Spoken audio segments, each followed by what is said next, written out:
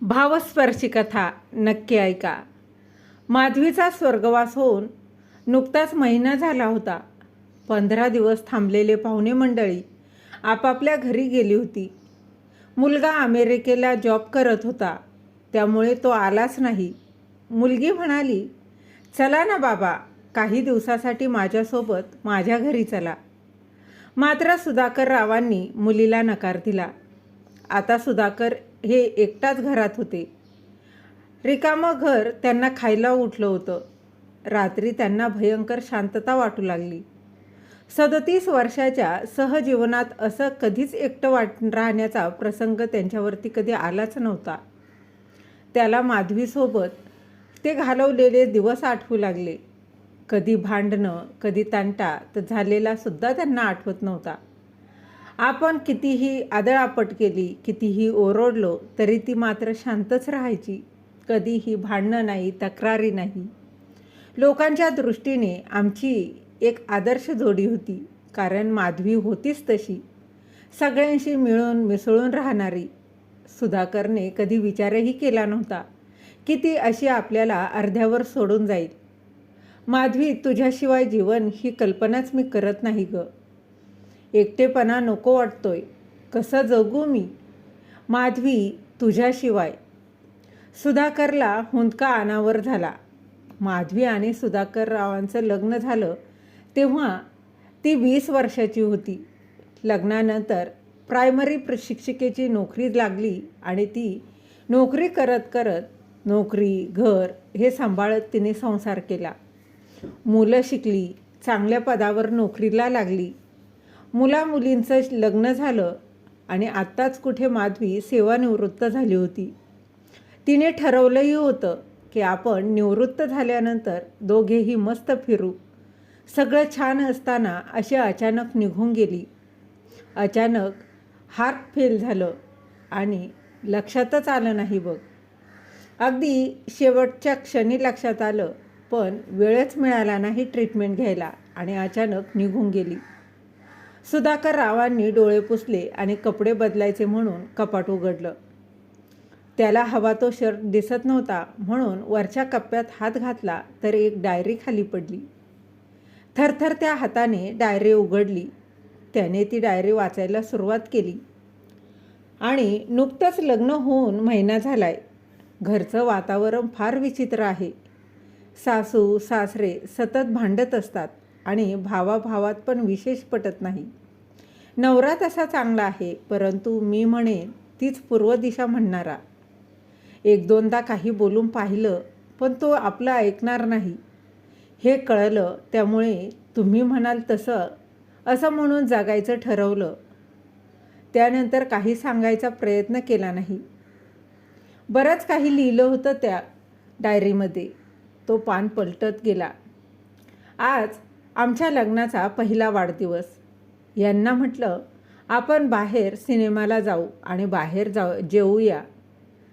तर म्हणाले, मला नाही आवडत. तुला खायचं असेल तर चल, तू खा, मी तुला सोडतो हॉटेलला. अरे, हे काय बोलणं झालं का? मला काय एकटेलाच खायला जायची हौस होती का? मैत्रिणी सांगायच्या, आमच्या लग्नाच्या वाढदिवसाला आम्ही बाहेर फिरायला गेलो. नवऱ्याने गिफ्ट दिलं. फार हेवा वाटायचा मला, कारण आमच्या इथे तर काहीच आवडत नाही. काही म्हटलं तर ऐकणारही नाही. माहीतच होतं. मला म्हणतात, नवऱ्यानं गिफ्ट दिलं म्हणजे, फिरवलं म्हणजे, हॉटेलमध्ये जेवू घातलं म्हणजे बायकोवर खूप प्रेम करतोच असं काही नसतं. नवरा बायकोच्या प्रेमाचा जगाला देखावा का दाखवायचा? त्यानंतर मी बाहेर चला म्हणणंच सोडून दिलं. माझा मुलगा 5 वर्षाचा होता तेव्हा माझ्याकडे आई आलेली. आमच्या गप्पा गोष्टी सुरू होत्या. मुलांनी खाताना इकडे तिकडे सांडलेलं होतं. हे बाहेरून आले. कचरा पाहून त्यांचं डोकंच फिरलं. बडबड सुरू झाली. मी म्हटलं, करते ना साफ, थांबा थोडा वेळ. माहिती नाही काय इगो दुखवला आणि अगदी अंगावर धावूनच आले. हात उचलला माझ्यावर त्यांनी. ते पाहून आईच्या डोळ्यात टचकन पाणी आलं. मलाही खूप अपमानित वाटलं. खूप राग आला. असं वाटलं सोडून जावं, परंतु तेवढी हिंमत नव्हती आणि त्यांचा राग उतरला की परत चांगले वागतात. आपण काही चुकीचं वागलो की हीच मन दुखावतं आपण काही चुकीचं वागलो की हिचं मन दुखावलं हे वाटतच नव्हतं. मी मात्र विसरू शकत नाही. सगळं दुःख मनाच्या एका कोपऱ्यात बंद करून ठेवते आणि परत कधी ठेच लागली तर कप्पा उघडून बघते. फार त्रास होत होता. एकदा मी पडद्याचं कापड आणलं तर खूप ओरडले मला. कुठलीही गोष्ट यांच्याच मनाप्रमाणे व्हावी. मला घर सजवायला खूप आवडायचं. काही विकत घेऊया म्हटलं तर त्यावर लेक्चर तासनतास देणार. तुला वापरायची तर अक्कल आहे का, वगैरे वगैरे. काही कधी विकत आणलं तर त्यात खोट काढणार म्हणजे काढणारच. तुझी पसंत चांगली नाही, तुला व्यवहार समजत नाही, तुला लोक फसवतात, इतकं बोलणं होतं की वाटायचं कशाला आणलं आपण विकत हे. त्यानंतर मात्र काहीही विकत आणलं नाही मी. सुधाकरराव एका मागोमान एक पान पलटवू लागला. प्रत्येक पानावर त्यांच्या तक्रारीत लिहिलेल्या होत्या. सुधाकरला खूप आश्चर्य वाटलं की आपल्याला कधी वाटलंच नाही की माधवी इतकी दुःखी आहे. माधवीच्या मनात इतकी कटुता असूनही ती वरून चांगलीच वागायची. आणखी एक पान उलटलं, बहुतेक ते शेवटचं पान. आज खूप डावा हात दुखतोय, यांना सांगून काय उपयोग. दवाखान्यात चला म्हटलं तर बडबड करणार हे नक्कीच. त्यापेक्षा नकोच, मीच जाऊन येते. तसंही यांना बाहेरगावी जायचं आहे. काल मैत्रिणीसोबत दवाखान्यात जाऊन आली. डॉक्टरांनी सगळ्या तपासण्याही केल्या. ECGमध्ये प्रॉब्लेम निघाला. त्यानंतर एन्जिओग्राफीही सांगितली. यांना फोन लावला, म्हणाले ज्या काही तपासण्या करायच्या त्या करून घे. एन्जिओग्राफी केली. 95% ब्लॉकेज आहे असं म्हणून डॉक्टरांनी सांगितलं. ताबडतोब ओपन हार्ट सर्जरी करावी लागेल. घरी येऊन यांना सांगावं या विचारातच मी घरी आले. हे पण बाहेर गावावरून आलेले होते. घरी येताना मी औषधं आणायला विसरले. खूप थकवा आला होता. म्हटलं थोडे औषधं आणून देता का. तर म्हणाले आत्ताच आली ना, रस्त्याने आणायची ना तू स्वतः.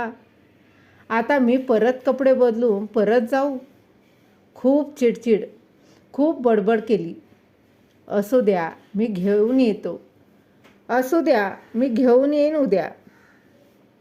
पण काय झालं, काय सांगितलं डॉक्टरांनी. काही नाही, सगळं काही ठीक आहे. मी यांना काहीही सांगितलं नाही. साधी औषधं आणायला सांगितली तर किती त्रास, आणि आपलं ऑपरेशन असेल तर मग किती त्रास करून घेतील हे. तसंही आपण जगूनच काय करायचं. मुलगा सेटल आहे, रोजच्या बाबीवरून कटकट. आता मी थकली. हार्ट प्रॉब्लेम म्हणजे मरताना त्रास होणार नाही. शांतपणे जाता येईल. घेतच नाही आता औषध आणि जातच नाही आता दवाखान्यात. हे डायरीचं शेवटचंच पान होतं. सुधाकररावांनी ते बंद केलं आणि डोळ्यातून अश्रू वाहू लागले. माधवीचा हार्ट अटॅक नसून आत्महत्या आहे आणि त्याला कारणीभूत मी आहे. माधवी, माझं वागणं तुला पटत नव्हतं तर तेव्हाच विरोध करायचा ना. तुझ्या मनात एवढा असंतोष होता हे कधी मला कळलंच नाही. मला वाटायचं आपण एकरूप आहोत, परंतु नाही. तुझं शरीर फक्त माझ्यासोबत होतं आणि तुझं मन, ते तर कधी माझं झालंच नाही. का वागलीस तू अशी माधवी. कोणत्या गुणाची शिक्षा दिलीस मला. माधवी, मी तुला समजू शकलो नाही आणि तू मला समजून घेतलं नाहीस. तू आणि मी वेगळं आहोत असं कधी विचारच केला नाही.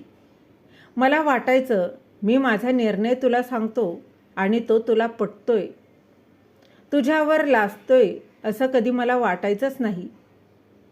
तुझं मन मला कधी वाचताच आलं नाही.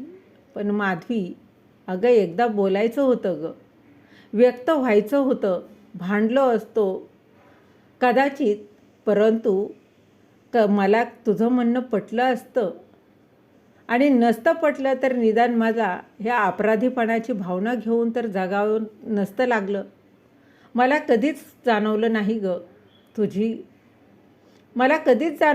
ग तुझी पण काही स्वप्न असतील. तुझं दुःख जर मला वेळीच समजलं असतं तर आज तू माझ्यासोबत राहिली असतीस.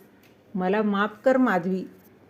तर या कथेचं तात्पर्य एवढंच आहे तर मित्रमैत्रिणींनो, की प्रत्येक पुरुषाने आपल्या बायकोच्या मनाच्या भावना समजून घेतल्या पाहिजे. अन्यथा वेळ निघून गेल्यावर पश्चाताप करण्याशिवाय कोणताही पर्याय राहणार नाही. तर ही कथा तुम्हाला कशी वाटली आणि कथा आवडली असेल तर कथेला लाईक, शेअर, सबस्क्राईब नक्की करा. भेटूया अशाच एका नवीन कथेसोबत. तोपर्यंत धन्यवाद.